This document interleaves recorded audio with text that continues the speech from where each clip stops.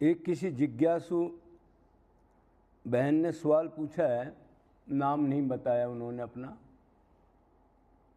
16 साल से वृंदावन के सभी मंदिरों में और संतों के दर्शन कर रही हूँ, लेकिन बदलाव कुछ नहीं हुआ, क्या करूँ? देखो उनका कितना लंबा पीरियड है, धाम से आसक्ति भी है, लेकिन बदलाव क्यों नहीं हुआ?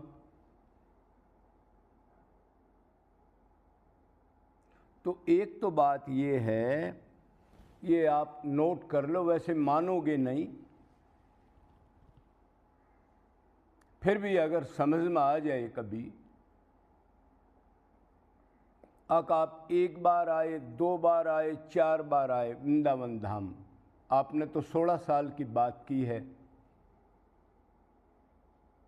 तो आप 2 बार 4 बार जो प्रसिद्ध मंदिर वगैरह हैं, आदमी की जिज्ञासा होती है, उनको देख लो, एक बार घूम लो।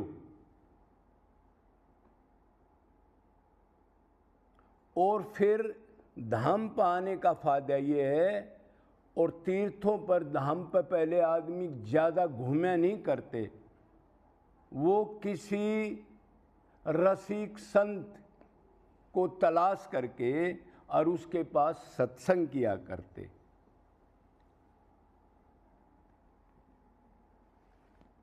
मंदिरों की भीड़ में ज़्यादा चक्कर आप काटोगे, उससे आपका लॉस ही होगा। और आजकल तो ये बड़े मंदिर हैं, पुजारी ये पंडे ही आपको बैठने नहीं देंगे, ऐसे पीछे लग जाएंगे आपका वैसे ही माथा खराब हो जाएगा, कहाँ आ गए आप। तो ज़्यादा भीड़ में मंदिरों में ना जाओ, 1 बार 2 बार 4 बार मंदिर वगैरह के दर्शन कर लो, उसके बाद तो सत्संग जरूरी है, घूमना जरूरी नहीं है। और पहली बात तो धाम पर आते हो तो उसका आपको ज्ञान होना चाहिए, है कि नहीं है, नहीं है तो प्रैक्टिकल कर लेना। अब जब धाम पर आते हो तो उसको अपनी कलकत्ता, बम्बे, गुड़गांव, दिल्ली की ज़मीन मत समझना उसको। ये ज्ञान महत्व से आपको पहले होना चाहिए, अब धाम क्या है। ये जो धाम आपको 84 कोस का वृक्ष जिसको कहते हैं दिख रहा है, ये इधर की भूमि नहीं है। ये तो जब भी वो आते हैं, शुरू से ही आते हैं, नहीं सदा से भगवान श्री कृष्ण इधर ही से आते हैं, इस कल्प की बात नहीं है, कल्पों कल्पों तक इधर ही आए हैं।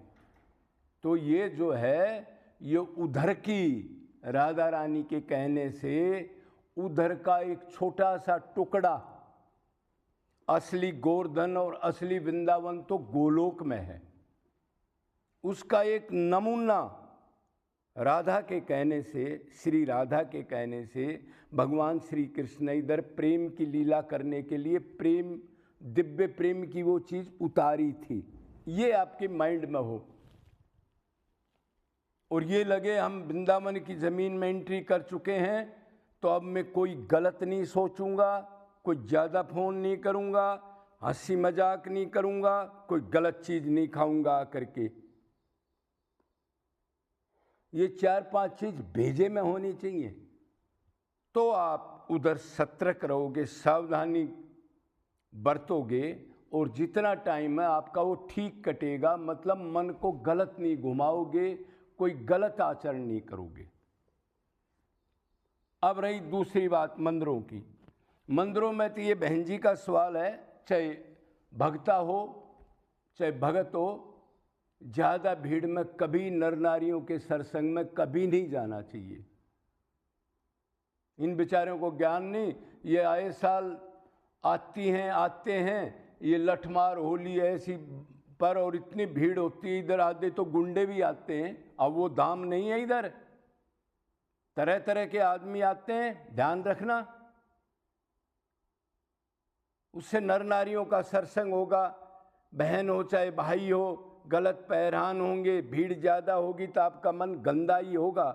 ध्यान रखना, जब मन गंदा हो गया तो पैर तोड़वाने का फायदा नहीं है, बल्कि लॉस है। दूसरा, अब आपने मंदिरों की बात चल रही है, संतों की बाद में लेंगे, तो मंदिर में जाके कितने आदमी है 5 लाख की भीड़ में जो भगवान को चाहने के लिए आए हैं। मेरा 5 लाख में मेरा ख्याल में 5 भी नहीं होंगे।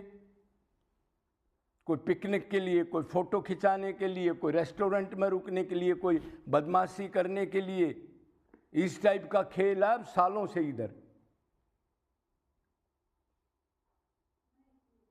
वो आदमी कौन है जो आकर के प्रभु मेरा जन्म खो गया, मैं दिव्य धाम पर आज पता नहीं कितने भाग हैं, भगवान ने आज मेरे मौका दिया, राधा रानी ने मौका दिया, उधर आंसू डालने और ये कहा हो और प्रभु आप शरण लो और ये माया किसी तरह हटाओ, दिल से जो रो के पुकारो, कितने हैं उधर। ऐसे दर्शन नहीं होते, दर्शन शरीर से नहीं होते। कोई संत हो या मंदिर हो, अब टेक दिया माथा पूरा, ये आजकल जो रिवाज चल रही है, और मन बुद्धि को सरेंडर नहीं किया, मन में गलत विचार और सिर को टेक रहा है। ये नहीं चलता ज्ञानियों की लाइन में, वो जानते हैं कहाँ टेकना किसको है। इसलिए अर्जुन को भी यह कहा, अर्जुन हाथ गर्दन तो हिलाता है, मैं श्लोक बोलता हूं जब, लेकिन मन बुद्धि को सरेंडर नहीं करता। गुरु भी कहता है लेकिन दिमाग भी लगा रहा है। ये इस एरिया में नहीं चलता कभी भी। तो ये मंदिर की बात होगी, अब संतों की ले लो। एक तो टॉप संत दुकान लगा के नहीं बैठते, ध्यान रखना, आप भीड़ देख के जाओगे। सबसे बड़ी बात ये कमजोरी है, जहाँ भीड़ होगी, जहाँ ज़्यादा आदमी होंगे, जहाँ ज़्यादा रोक टोक होगी, जो ज़्यादा टोटके बताएगा, तरह तरह के डराएगा आपको, शरीर के धर्म बताएगा, आप उधर जाओगे। और असली साधु तो ऐसे दुकान लगा के बैठते नहीं, जो भगवान के प्रेमी होते हैं, धर्म कर्म वाले, लोगों को इकट्ठा करने वाले, भीड़ बढ़ाने वाले, जादूगर नहीं, जो तरह तरह की बात शरीर की बता रहे हैं, उसकी बता रहे हैं, घर की भी बता रहे हैं, ये हो गया, नौकरी छूट गई, ये कर लो, वो कर लो, ये नहीं। और टोट के भी बता रहे हैं, फूल सूंघ लेना, भगवान के चढ़ाया फूल सूंघ लेना, उससे आपको भगवत प्राप्ति हो जाएगी। गंगा जी में आचमन कर लेना, गंगा जी की धारा देख लेना, आपको भगवत प्राप्ति हो जाएगी, आपकी दुर्गति नहीं होगी, आपको नरकों में नहीं जाना पड़ेगा, चाहे मन कितना ही गंदा हो। एक बार धारा देख ली, एक बार वो पानी ऐसे मुंह में लेके फेंक दिया, अरे भक्ति तो अंदर सूक्ष्म शरीर में है ना, गंदगी जो अच्छी चीज कौन बनाता है, वो मशीन मन है। तो इस तरह के लोग जो इकट्ठी कर रहे हैं, लोग उसमें बड़े राजी होते हैं। अब तेरे तो सारे पाप कट जाएंगे, गंगा जी को एक बार देख लिया तेने, आचमन कर लिया, वो कुकर्म करेंगे यार, फिर गंगा जी में फिर आचमन कर लेंगे, कुकर्म करते रहेंगे, इसका मतलब उसको और बिगाड़ दिया। वो स्वतंत्र होके अब पापाचार दुराचार खूब करेगा। अच्छा, दूसरा, वो संत छुपे हुए होते हैं, वो बाजार नहीं लगाते, वो प्रभु के उसमें आनंद रहते, अपनी भक्ति बढ़ाते हैं। उनको पता है ये दुनिया गिरा देगी। बड़े बड़े गिर गए जो जेल में बैठे हैं, 5-5 करोड़ जिनके शिष्य थे, और अब भी वो शिष्य पागल हैं, नहीं गुरुजी तो भगवान है, लीला कर रहा है। अब जेल के आगे भी ऐसे करते हैं, वो जहाँ से गाड़ी गुजरी उधर से माथा रगड़ते हैं। देखो इस देश की हालत। तो वो संत मुश्किल से मिलेंगे, अगर कभी आपको मिल जाए तो आपने मन बुद्धि से उनसे सत्संग करना है, तो मन बुद्धि को खाली करके जाना, दीनता से जाना, और दीन बन के अपने कल्याण के आत्मा और परमात्मा के सवाल पूछना। ये टोट के मत पूछना, संसार में जो लठ दुख भोग रहे और उसका इंतजाम हो जाएगा, ऐसा मत पूछना उनसे, नहीं तो वो भगा भी देंगे आपको। कि उनको ये चीज़ नहीं चाहिए, वो तो चाहता है कोई जिज्ञासु आए तो वो पूछे, कल्याण करे, मतलब उन पर चले। सबसे बड़ी कमजोरी है तरह तरह के बाबाओं के यहाँ जाना। संसात्मक बुद्धि विनश्यते, कोई कुछ कहेगा, कुछ कर्मकांड का है, कोई योग का है, कोई ज्ञान का है, कोई धर्म का है, कोई कहेगा सत्य बोलो, कोई कहेगा इंद्रियों का दमन करो, कोई कह रहा है संसार में अपना अच्छा कर्म करो, यही भक्ति है, माँ बाप की सेवा करो। भ्रमित हो जाओगे आप। 16 साल से आ रहे हो, एक चीज़ ढूंढ लो, देख लो। आजकल यूट्यूब का ज़माना है, और जम जाओ और एक जगह जाओ और उधर ही शरणागत रहो, उधर रुको, सेवा करो, सात्विक अपना खाना खाओ और अलग माहौल पर अपनी कमाई करो कीर्तन सत्संग की। इसलिए आपका फ़ायदा नहीं हुआ। तरह तरह से टांग तुड़वाती रही, और खासकर ये बहनों में तो ऐसा मामला है, ये पूरा का पूरा रेवड़ चलता है। अभी इधर जाओ उस मंदिर में, अभी उधर जाओ, अभी वहाँ कथा हो रही है। एक इनका भेजा वैसे ही खराब रहता है बेचारियों का। और आदमी भी हैं ऐसे, देखे हैं मैंने, बहुत आदमी आए हैं, एक जगह नहीं जमेंगे, धक्के खाएंगे, करना कुछ नहीं, पिकनिक वाली बात, उधरी हंसेंगे, उधरी फ़ोन करेंगे, उधरी दुर्गति करेंगे, और फायदा नहीं हुआ। फायदा नहीं, नुकसान होगा। धाम पा कर ऐसी बात कर रहे हो। धाम को पहले जाना ही नहीं, धाम क्या चीज़ है, किस तरह रहना है, एक दिन भी रुकना है तो क्या क्या नियम करने हैं, पालन करने हैं।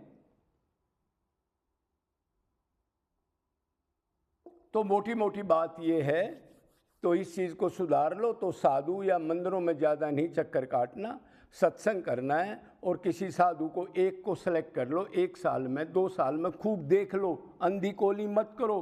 किसी से मंत्र ले लिया फिर रोते हो जी ये तो बड़ा पाखंडी निकला, क्यों लिया था? तुम्हारी भी गलती है, उसकी गलती तो है ही। और फिर संत के पास दंडवत का मतलब होता है मन बुद्धि से मानना, उसकी एक एक चीज़ को माइंड में रखना, क्या कहा था क्या नहीं कहा था, उसको प्रैक्टिकल करना। नहीं तो अनंत जन्म तक धक्के खाते रहो मंदिरों में या संतों के, कुछ नहीं मिलेगा। खाली सिर टेक क्या मान्या कुछ नहीं, सिर टेक क्या खाना मान्या कुछ नहीं। तो इस चीज़ को सुधार लो, फिर आपको फायदा होगा। एक बार प्रैक्टिकल करके देखो, संशय मत करो, एक जगह जम जाओ ना विनाश हो जाएगा। बुद्धि में 50 चीज़ आ जाएंगी, एक में भी कामयाब नहीं होगी, बल्कि नाम अपराध करोगे। ये कह रहा था तो ये संत ऐसा कह रहा है, ये ऐसा कह रहा है, फिर क्यों गया था उसके पास? ये कमी निकालने के लिए गया था क्या? इससे अच्छा एक जगह रहता। बोलो वृंदावन बिहारी लाल की जय जय।